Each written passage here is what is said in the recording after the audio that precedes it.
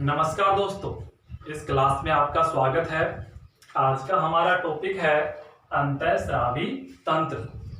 अंतःस्रावी तंत्र क्या होता है, इसके बारे में आज हम विस्तार से अध्ययन करेंगे। अंतःस्रावी तंत्र एक ऐसा तंत्र है जो तंत्रिका तंत्र के साथ मिलकर कोशिकीय क्रियाओं में समन्वय स्थापित करता है। यानी कि जो अंतःस्रावी तंत्र है यह तंत्रिका तंत्र के साथ मिलकर ही कोशिकीय क्रियाओं में समन्वय स्थापित करने का कार्य करता है। और जो अंतःस्रावी तंत्र है यह अंतःस्रावी ग्रंथियों के माध्यम से कार्य करता है। अंतःस्रावी ग्रंथियों के माध्यम से क्या करता है? कार्य करता है। जो अंतःस्रावी तंत्र है यह अंतःस्रावी ग्रंथियों के माध्यम से कार्य करता है। अब हम जो विभिन्न अंतःस्रावी ग्रंथियां हैं उनके बारे में देखेंगे। सबसे पहले देखते हैं कि अंतःस्रावी ग्रंथियां किसे कहते हैं। अंतःस्रावी ग्रंथियां किसे कहते हैं? वे ग्रंथियां जो नलिका विहीन होती हैं। नलिका विहीन होती हैं, यानी इन ग्रंथियों में नलिकाएं नहीं होती हैं। ये अपना स्राव यानी कि जो इनका हार्मोन है वो सीधे ही कहां डालती है? रक्त में। जो अंतःस्रावी ग्रंथियां होती हैं ये अपना स्राव यानी कि जो हार्मोन है सीधे ही रक्त में डाल देती हैं तथा यह प्लाज्मा के माध्यम से शरीर के विभिन्न भागों में पहुंचाया जाता है। अंतःस्रावी ग्रंथियां किसे कहते हैं? वे ग्रंथियां जो नलिका विहीन होती हैं तथा अपना स्राव या हार्मोन सीधे ही रक्त में डाल देती है या छोड़ देती है, जो रक्त प्लाज्मा के माध्यम से शरीर के विभिन्न भागों में पहुंचाया जाता है। अब हम देखेंगे जो विभिन्न अंतःस्रावी ग्रंथियां यहाँ पर दिखाई दे रही हैं। ये है जैसे हाइपोथैलेमस, मस्तिष्क में मिलेगी। पीयूष ग्रंथि है, पीनियल ग्रंथि है। यहाँ पर ये गले में थायराइड ग्रंथि है। थायराइड ग्रंथि के दोनों ओर पैराथायराइड ग्रंथि है। उसके बाद में अपनी जो छाती है यहाँ पर थाइमस ग्रंथि पाई जाती है। जो वृक्क है इसके ऊपर एडिनल ग्रंथि, यहाँ पर आमाशय के जस्ट नीचे अग्नाशय ग्रंथि है और नर में वृषण ग्रंथि तथा मादा में अंडाशय ग्रंथि। ये मुख्य रूप से अंतःस्रावी ग्रंथियां होती हैं जिन्हें हम देखते हैं विस्तार से।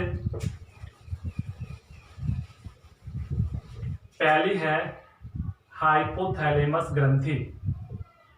हाइपोथैलेमस ग्रंथि, हाइपोथैलेमस ग्रंथि। देखिए जो यह ग्रंथि है यह अग्र मस्तिष्क का जो डाइएन्सिफिलोन भाग है उस पर पाई जाती है। यानी यह पाई कहां पर जाती है? अग्र मस्तिष्क के डाइएन्सिफिलोन भाग पर।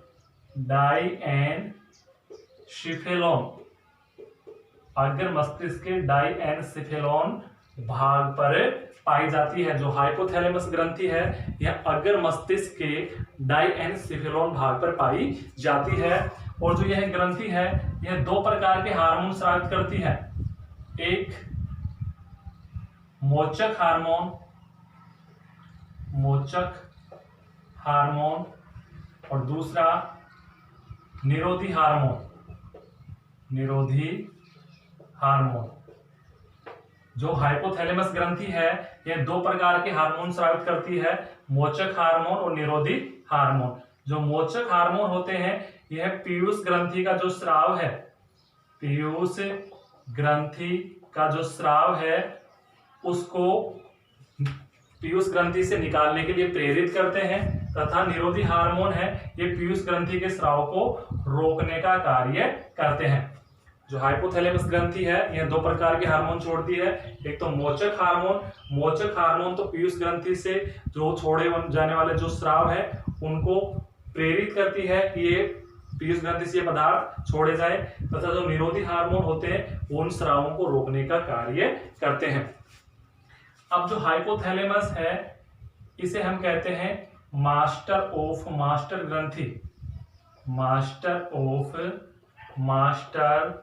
ग्रंथि।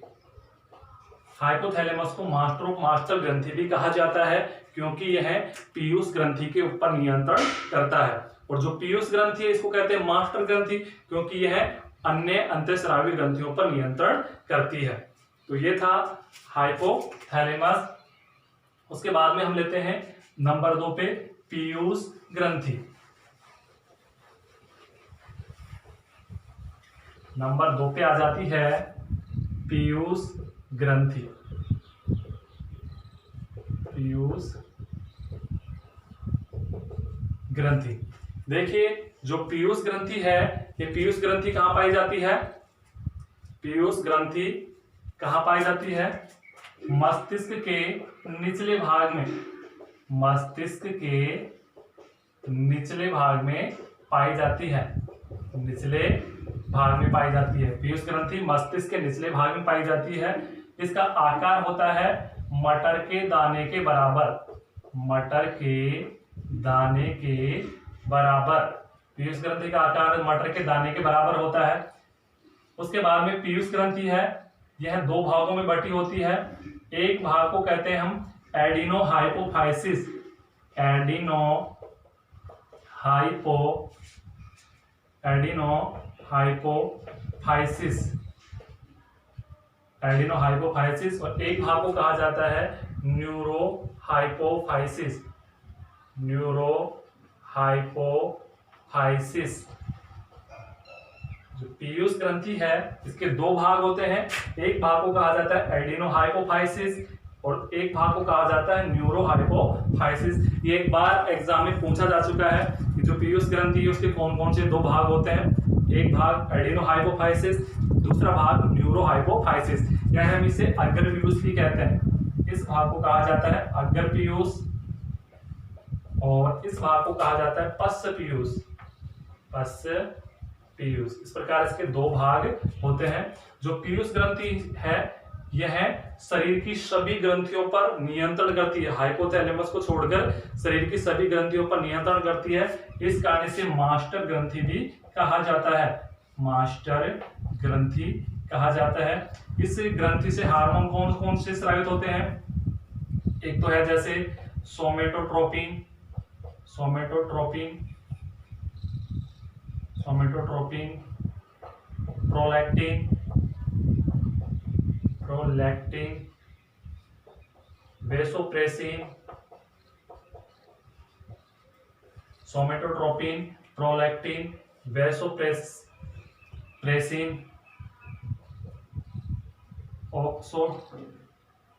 ऑक्सीटोसिन, ऑक्सीटोसिन आदि हार्मोन स्रावित होते हैं। यानी जो पीयूष ग्रंथि है इससे अनेक प्रकार के हार्मोन स्रावित होते हैं। सोमेटोट्रोपिन है, प्रोलैक्टिन, वेसोप्रेसिन, ऑक्सीटोसिन आदि हार्मोन इसके द्वारा स्रावित होते हैं। उसके बाद में अगली लेते हैं हम, तीसरे नंबर पे आती है पीनियल ग्रंथि। पीनियल ग्रंथि नंबर 3 पे आ जाती है पीनियल ग्रंथि। पीनियल ग्रंथि, देखिए जो पीनियल ग्रंथि हाइपोथैलेमस ग्रंथि हो गई, पीयूष ग्रंथि हो गई, पीनियल ग्रंथि। ये पीनियल ग्रंथि भी कहां स्थित होती है? ये अग्र मस्तिष्क में, अग्र मस्तिष्क में स्थित होती है। पीनियल ग्रंथि के द्वारा एक हार्मोन का स्राव होता है, उस हार्मोन का नाम है मेलेटोनिन, मेलेटोनिन। इसका मुख्य कार्य क्या है? शरीर की दैनिक लय का नियमन, शरीर की दैनिक लय का नियमन, यानी जो काम हम प्रतिदिन जिस रूटीन से करते हैं उसको करने के लिए प्रेरित कौन करती है? पीनियल ग्रंथि। इसके द्वारा स्रावित हार्मोन है मेलेटोनिन, मेलेटोनिन हार्मोन इसके द्वारा स्रावित होता है। इस कारण से हमारे शरीर की जैविक घड़ी भी कहा जाता है, जैविक घड़ी, या इसे कहते हैं बायोलॉजिकल क्लॉक, जैविक घड़ी इसको कहा जाता है। उसके बाद में हम अगले जो 4 नंबर की ग्रंथि है वो देखते हैं। ये है यहाँ पर थायराइड ग्रंथि। नंबर 4 पे आती है थायराइड ग्रंथि, थायराइड ग्रंथि। देखिए जो थायराइड ग्रंथि है यह हमारी जो श्वास नली है, ये जो श्वास नली है, श्वास नली के दोनों ओर स्थित होती है। जैसे श्वास नली है, श्वास नली के ये इस प्रकार एच की आकृति में दोनों ओर स्थित होती है। ये एक हार्मोन का स्राव करती है, उसे कहते हैं हम थायरोक्सिन हार्मोन। थायरोक्सिन हार्मोन, जो थायराइड ग्रंथि है यह थायरोक्सिन हार्मोन का स्राव करती है। यह हार्मोन क्या करता है मुख्य रूप से, एक तो जो आरबीसी है, आरबीसी जो लाल रक्त कणिकाएं हैं उनके निर्माण में मदद करता है, निर्माण में मदद करता है। दूसरा जो कार्बोहाइड्रेट है, कार्बोहाइड्रेट, प्रोटीन व वसा के उपापचय को नियंत्रित करता है, उपापचय को नियंत्रित। यानी कि जो थायराइड ग्रंथि है उससे एक हार्मोन का स्राव होता है जिसे कहते हैं थायरोक्सिन हार्मोन।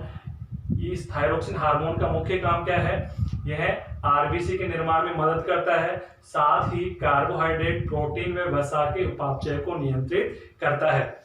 अब जो थायराइड ग्रंथि है ये जब थायरोक्सिन हार्मोन का निर्माण करती है, इसके लिए इसे आयोडीन की आवश्यकता होती है। यानी जब तक थायराइड ग्रंथि को आयोडीन मिलता रहेगा यह थायरोक्सिन हार्मोन का निर्माण करती रहेगी। लेकिन जब शरीर में आयोडीन की कमी हो जाती है तो थायराइड ग्रंथि को क्या करना पड़ता है, अधिक संघर्ष करना पड़ता है, अधिक संघर्ष करना पड़ता है। इस स्थिति में व्यक्ति का गला सूजकर लटक जाता है, गला सूजकर लटक जाता है, और इस स्थिति को हम कहते हैं गलगंड, घेंगा या गोइटर।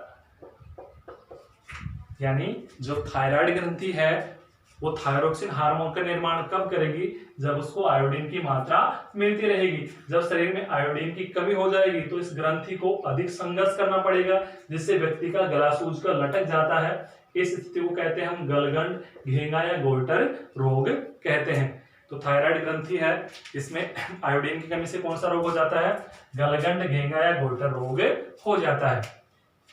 तो ये हो गई हमारी थायराइड ग्रंथि। उसके बाद में अगली जो पांचवी है अपनी, इस ग्रंथि का एक दूसरा और नाम है, इस ग्रंथि को कहा जाता है आउटू ग्रंथि।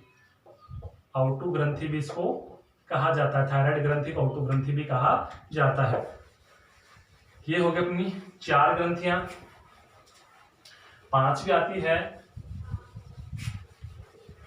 पैराथायराइड ग्रंथि। पांचवी है पैराथायराइड ग्रंथि। पैराथायराइड ग्रंथि, देखिए यहां पर जो थायराइड ग्रंथि है इसके दोनों ओर पैराथायराइड ग्रंथि पाई जाती है। इनकी संख्या कितनी होती है, 4। यानी व्यक्ति में 4 से 6, किसी व्यक्ति में 4 मिलती है, किसी में 6 मिलती है। इससे कम या ज्यादा होने पर व्यक्ति क्या हो जाता है, किसी न किसी रोग से ग्रसित हो जाता है। तो पैराथायराइड ग्रंथि है, ये हार्मोन कौन सा स्राव करती है, पैराथार्मोन। पैराथार्मोन हार्मोन का स्राव करती है। इनकी संख्या की बात करें तो ये ग्रंथि संख्या में कितनी होती है, 4 या 6। मुख्यतः ये 4 ही पाई जाती हैं, किसी किसी व्यक्ति में ये 6 भी मिलती हैं। अब जो पैराथार्मोन हार्मोन है यह क्या करता है, कैल्शियम व फास्फेट की मात्रा को नियंत्रित करने का कार्य करता है। यानी जो पैराथायराइड ग्रंथि है ये पैराथार्मोन हार्मोन का स्राव करती है। इनकी संख्या 4 या 6 होती है। यह जो पैराथार्मोन हार्मोन है यह कैल्शियम व फास्फेट की मात्रा को नियंत्रित करने का कार्य करते हैं। इस ग्रंथि का एक दूसरा नाम है पैराआउटू ग्रंथि। पैराआउटू ग्रंथि भी इसको कहा जाता है। इस प्रकार ही हमने 5 ग्रंथियां देख ली। उसके बाद में अगली ग्रंथि आती है नंबर 6 पे, थाइमस ग्रंथि। थाइमस ग्रंथि, थाइमस ग्रंथि। देखिए यहाँ पर ये थाइमस ग्रंथि हमारी जो चेस्ट है उसमें पाई जाती है। यह हम कहें हृदय व महाधमनी के ऊपरी भाग में, धमनी के ऊपरी भाग में पाई जाती है। जो थाइमस ग्रंथि होती है यह जो यहाँ पे जो हृदय होता है और जो महाधमनी होती है उसके ऊपरी भाग में पाई जाती है। ये हार्मोन का स्राव करती है, उस हार्मोन का नाम है थाइमोसिन। उस हार्मोन का नाम है थाइमोसिन। अब जो ये थाइमस ग्रंथि है यह शिशु अवस्था में या हम ऐसे भी कह सकते हैं कि बच्चों में सर्वाधिक विकसित होती है, सर्वाधिक विकसित होती है, किंतु युवाओं में इसका आकार सिकुड़ जाता है, सिकुड़ जाता है। जो हमारे जो हृदय व महाधमनी के ऊपरी भाग में पाई जाती है थाइमस ग्रंथि, हार्मोन का स्राव करती है, थाइमोसिन हार्मोन का स्राव। जो थाइमस ग्रंथि होती है यह बच्चों में सर्वाधिक विकसित होती है तथा किशोरावस्था में इस ग्रंथि का आकार सिकुड़ जाता है। ये क्वेश्चन पूछा जा चुका है कि उस ग्रंथि का नाम बताइए जो बच्चों में सर्वाधिक विकसित होती है, थाइमस ग्रंथि। उस ग्रंथि का नाम बताइए जिसका आकार किशोरावस्था में सिकुड़ जाता है। थाइमस ग्रंथि है ये, यानी बच्चों में सर्वाधिक विकसित होती है तथा किशोरावस्था में इस ग्रंथि का आकार सिकुड़ जाता है। उसके बाद में नंबर 7 पे आती है अपनी एड्रिनल ग्रंथि। नंबर 7 पे आती है एड्रिनल ग्रंथि। एड्रिनल ग्रंथि, जो एड्रिनल ग्रंथि है देखिए यहाँ पर ये वृक्क के ऊपर स्थित है। इस ग्रंथि को हम अधिवृक्क ग्रंथि भी कहते हैं, अधिवृक्क ग्रंथि भी इसको कहा जाता है। जो एड्रिनल ग्रंथि है ये वृक्क के ऊपर पाई जाती है, इस कारण से अधिवृक्क ग्रंथि भी कहा जाता है। इस ग्रंथि से हार्मोन साबित होता है एड्रीनेलिन, एड्रीनेलिन व नोर एड्रीनेलिन, नोर एड्रीनेलिन। यानी जो एड्रिनल ग्रंथि है इसे दो प्रकार के हार्मोन स्रावित होते हैं, एड्रीनेलिन और नोर एड्रीनेलिन हार्मोन। ये हार्मोन क्या करते हैं, संकटकालीन स्थितियों में व्यक्ति को मुकाबला करने के लिए तैयार करते हैं। जो ये हार्मोन होते हैं एड्रीनेलिन और नोर एड्रीनेलिन हार्मोन, ये संकटकालीन स्थितियों में व्यक्ति को मुकाबला करने के लिए तैयार करते हैं। इस कारण इन हार्मोन को करो या मरो का हार्मोन, करो या मरो का हार्मोन या संकटकालीन या आपातकालीन हार्मोन भी कहा जाता है। संकटकालीन या आपातकालीन हार्मोन भी कहा जाता है। एड्रिनल ग्रंथि है, इसका दूसरा नाम अधिवृक्क ग्रंथि है क्योंकि यह वृक्क के ऊपरी भाग में पाई जाती है। यह दो प्रकार के हार्मोन स्रावित करती है, एड्रीनेलिन और नोर एड्रीनेलिन। ये हार्मोन व्यक्ति की संकटकालीन परिस्थितियों में लड़ने के लिए तैयार करते हैं। इस कारण से करो या मरो या संकटकालीन या आपातकालीन हार्मोन भी कहा जाता है। अगली अपनी 8वीं ग्रंथि आती है अग्नाशय ग्रंथि। नंबर 8 पे आती है अग्नाशय ग्रंथि। अग्नाशय ग्रंथि, देखिए अग्नाशय ग्रंथि है ये आमाशय के जस्ट नीचे स्थित होती है। यानी कि जो आमाशय है, आमाशय के नीचे स्थित होती है। यह ग्रंथि आमाशय के नीचे स्थित होती है। जो अग्नाशय ग्रंथि है यह दो प्रकार के हार्मोन स्रावित करती है, एक तो इंसुलिन और एक ग्लूकागोन। ग्लूकागोन जो अग्नाशय ग्रंथि है यह दो प्रकार के हार्मोन स्रावित करती है, इंसुलिन और ग्लूकागोन। यानी जो अग्नाशय ग्रंथि है इसमें कोशिकाओं का एक समूह पाया जाता है, कोशिकाओं का एक समूह पाया जाता है। इसे कहते हैं लैंगर-हैंस द्वीप समूह। लैंगर-हैंस द्वीप समूह है, लैंगर-हैंस द्वीप समूह कहा जाता है। यानी जो अग्नाशय ग्रंथि है इसमें कोशिकाओं का एक समूह पाया जाता है, इस समूह को कहते हैं लैंगर-हैंस द्वीप समूह। इसमें जो बीटा कोशिकाएं होती हैं, बीटा कोशिकाएं, बीटा सेल्स होती हैं, उनसे तो हार्मोन स्रावित होता है इंसुलिन, और जो अल्फा सेल होती है, अल्फा कोशिकाएं होती हैं, उनसे स्रावित होता है ग्लूकागोन हार्मोन स्रावित होता है। अब देखिए इन हार्मोन का मुख्य काम क्या होता है। जब शरीर में रक्त में शर्करा की मात्रा बढ़ जाती है, शर्करा बढ़ जाती है तो जो इंसुलिन है ये क्या करता है, शर्करा को ग्लाइकोजन में परिवर्तित कर देता है, ग्लाइकोजन में परिवर्तित कर देता है, ग्लाइकोजन में परिवर्तित कर देता है। यानी कि जब शरीर में रक्त में शर्करा की मात्रा बढ़ जाती है तो इंसुलिन हार्मोन शर्करा को ग्लाइकोजन में परिवर्तित कर देता है, और जब शरीर में शर्करा का स्तर घट जाता है तो जो ग्लूकेगोन है ये ग्लाइकोजन को वापस शर्करा में परिवर्तित कर देता है। इस प्रकार शरीर में शर्करा का जो नियंत्रण है, शर्करा का जो नियंत्रण है वो अग्नाशय ग्रंथि के द्वारा होता है। कभी कभी अगर व्यक्ति के शरीर में रक्त में शर्करा की मात्रा अगर बढ़ जाती है, यानी जब इंसुलिन हार्मोन का स्राव क्या होता है, कम होता है, तो रक्त में शर्करा की मात्रा बढ़ जाती है और व्यक्ति को एक बीमारी हो जाती है जिसे कहते हैं मधुमेह, मधुमेह या डायबिटीज, इसको डायबिटीज रोग या मधुमेह रोग इसको कहा जाता है। यानी कि जब शरीर में रक्त में शर्करा की मात्रा क्या होती है, बढ़ जाती है, तो व्यक्ति को एक रोग हो जाता है जिसे हम कहते हैं मधुमेह या डायबिटीज रोग, क्योंकि शरीर में इंसुलिन की क्या हो जाती है, कमी हो जाती है। अगली ग्रंथि आती है अपनी 9 नंबर,